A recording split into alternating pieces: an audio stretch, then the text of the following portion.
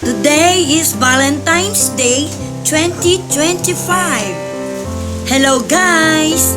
Musta na kayong lahat ng mga subscriber ko? Pasensya na nga pala sa inyo. Ngayon lang ulit ako nakapag-vlog dahil lang sa nagkasakit si Daddy na ospital, na confine for almost a month. Siyempre, tutok muna ako sa pag-aalaga sa kanya. Ang dahilan nga pala ng pagkakasakit niya ay diabetic siya. Nagkaroon ng komplikasyon sa puso at pneumonia, heart enlargement. Nagkaroon din siya ng tinatawag na edema, namamanas. At least masayang-masaya ako ngayon kasi nakasurvive. Thanks God talaga. Gumaling kahit papano si Daddy.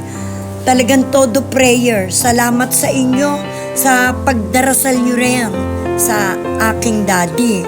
Sa taong malapit sa amin ay pinagdasal niya ang aking asawa. Salamat talaga sa inyong lahat. Hindi ko kayo makakalimutan. Mga subscriber ko, basta bibigyan ko kayo ng update tungkol sa condition ng Daddy.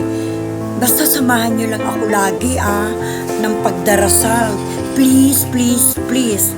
Hanggang sa muli guys, maraming salamat po sa inyong lahat. Happy Valentine's 2025. Bless you all.